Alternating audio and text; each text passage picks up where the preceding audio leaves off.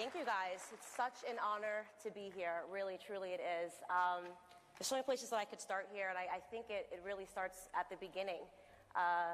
2 years ago, I thought that the left championed minority voices. I thought that the left championed women and always wanted to give us a platform. And then I publicly declared myself a conservative, and I found out the hard way that that's not exactly true.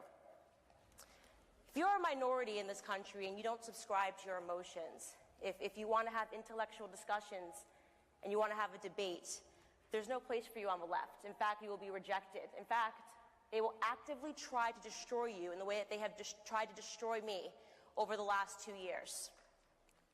Many of you guys have followed my political transformation. Obviously, it started on YouTube with just an idea that maybe conservative principles might be an alternative for the black community.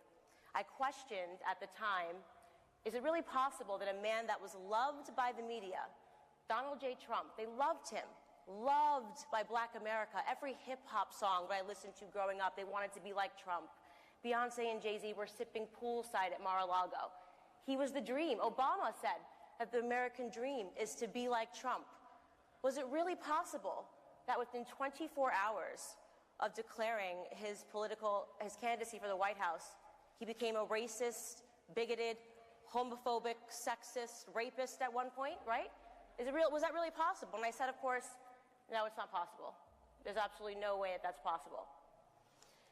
And then I started asking myself some other questions. How on earth is it possible that a party that instituted slavery, Jim Crow laws, racial terrorism, and the KKK has the black vote? How is it possible? We gave up culture. The right gave up culture. That's how it's possible. That's how the left was able to do this. We gave up culture.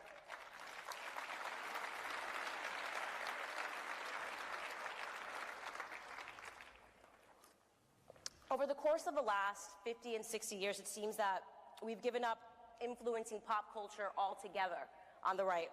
And to a certain degree, that's completely understandable. I mean, there isn't a climate that's more hostile to conservative principles than the entertainment industry. We see that everywhere. We see that when Joy Behar mocks the vice president for being faithful to his wife. Was that what he did? When she mocks the vice president for saying that he loves Jesus Christ, was that what he did? You certainly aren't going to win any accolades in Hollywood if you write a script and the protagonist is a part of the nuclear family unit. In fact, you'll probably be chased out of Hollywood if you start to perpetuate conservative principles. That's because the left has invested, they've infected, and they've infested culture at every single layer.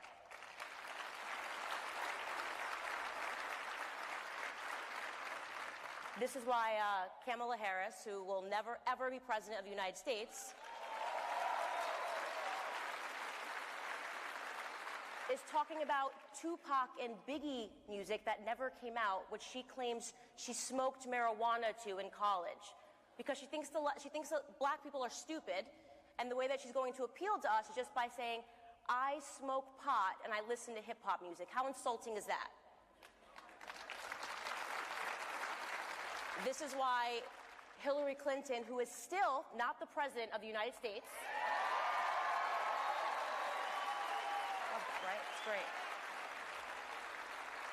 This is why she offered my community hot sauce, if you guys remember. Hot sauce as a reason to vote for her. She offered us hot sauce, a Jay-Z, and a Beyonce concert. She never talked to us about policies. The left never talks about policies because their policies have failed black America for the last 60 years.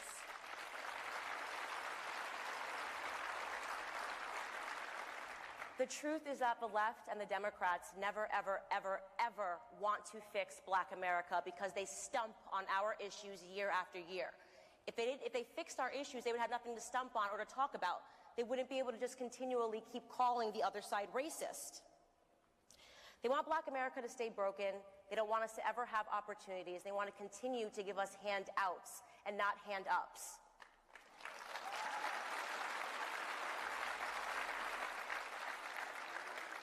Never in a million years did the left predict Donald J. Trump, and I'll tell you what they also are not predicting. They never predicted a minority awakening. They never thought that they could ever lose the black vote, ever. They've taken our vote for granted for so long.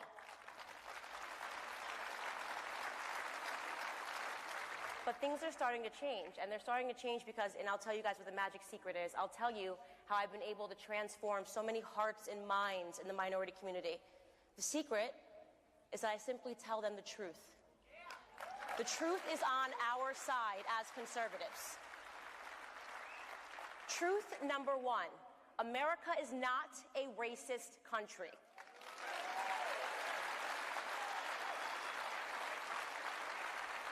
The people that continue to tell us that have a vested interest in racism. In fact, they're actively now importing Nigerians to come do racist acts in this country, a la Jesse Smollett, right?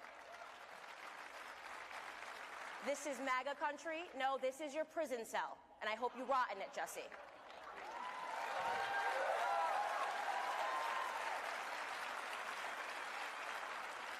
Truth number two, abortion is murder.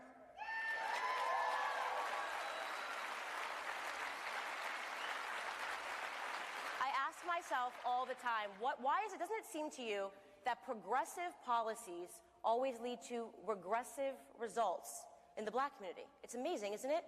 Abortion, so progressive. They want to move that forward. We need abortion. We have black women representing 6 to 7% of the population, and yet we account for almost 40% of all of the abortions that are performed in this country.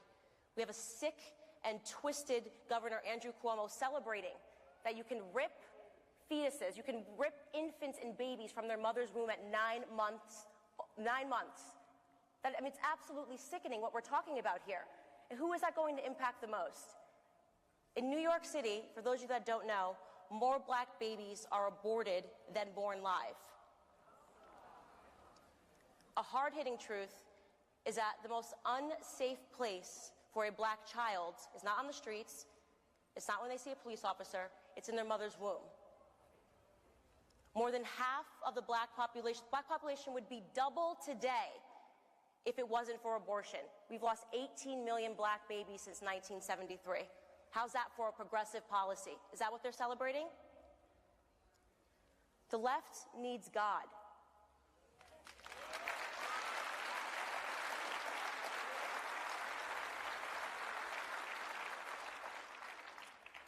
Truth number three, racially motivated police brutality is a myth.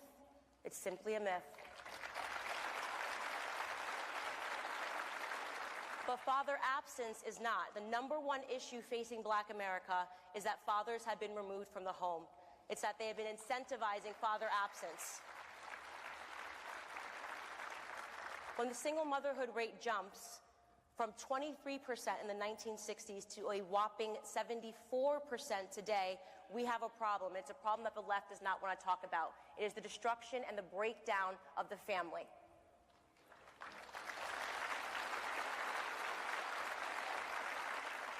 Truth number four. There are 3.6 million black children living below the poverty line. There are 4 million Hispanic children that live below the poverty line. And yet Democrats want us to put illegals first. I say no thank you. I say build the wall.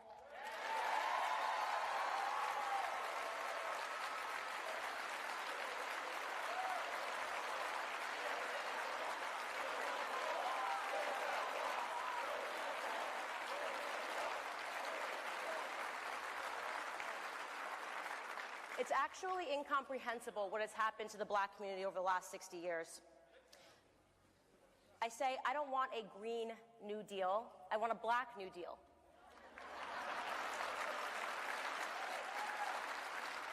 And the good news, Alexandria Ocasio-Cortez, is that that actually can be free. It doesn't cost $93 trillion. First and foremost, stop selling us our own oppression. Stop taking away our self-confidence by telling us that we can't because of racism, because of slavery. I've never been a slave in this country. Stop telling us that we need to be obsessing over our past when we should be obsessing over our future and the potential that we have.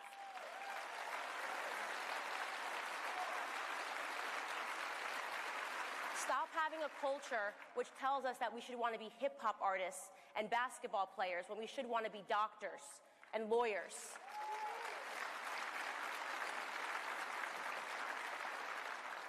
We need to stop idolizing people like LeBron James and start idolizing people like Dr. Condoleezza Rice and Dr. Ben Carson.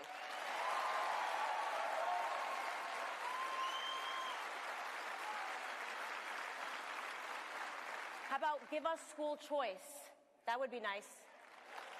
Stop murdering our offspring. The theme today is what makes America great, and I'll tell you the answer. It's our philosophy. Margaret Thatcher said it best. Europe was created by history. America was created by a philosophy. Our philosophy, so perfectly laid out for us by Thomas Paine ahead of the Revolutionary War, is common sense and freedom.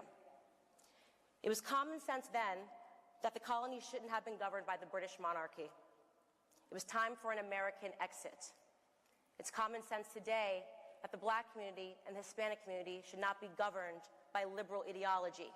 It's time for a Blexit.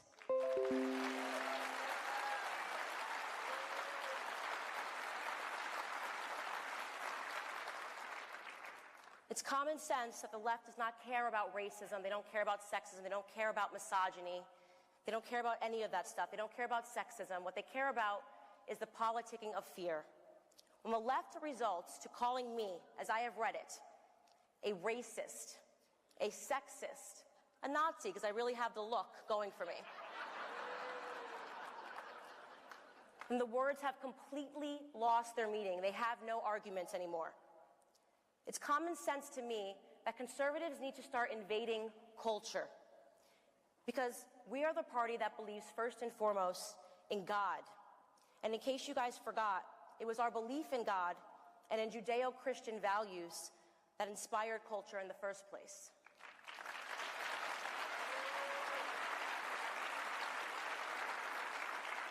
Florence is arguably one of the most beautiful cities in the world. It's dripping with some of the greatest masterpieces from the Renaissance.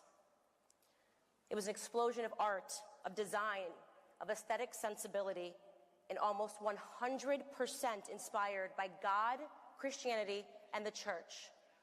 Conservatives, we are culture. We can invade culture. We can inspire and touch communities. Conservative principles can inspire great works of art and great movements.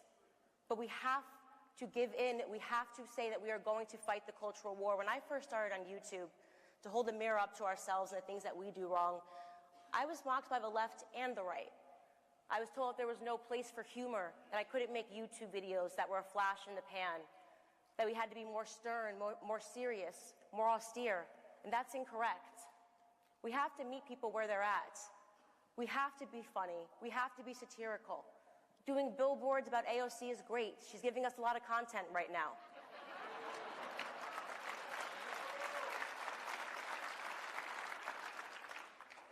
I want to wrap this up by pleading with all of you to realize that the left is terrified right now because it takes just 5%. If we move the Black vote 5%, the path of least resistance to defeating the left is awakening the minority community, awakening Black America. We've been lied to, we've been abused, we have been used, and we are suffering. If we make an effort ahead of 2020 to embrace the Black community, to embrace culture, we can save this country.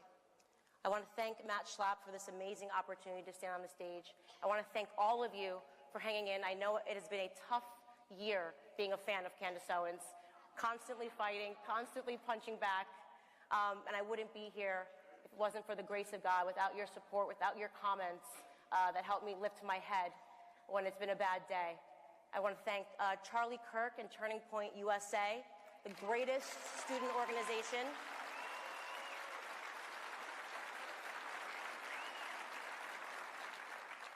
And above all else, just to thank God, because a year and a half ago, I was on YouTube. And what makes America great is how quickly your life can transform if you stop viewing yourself as a victim and start viewing yourself as a victor and a piece of the American dream. God bless.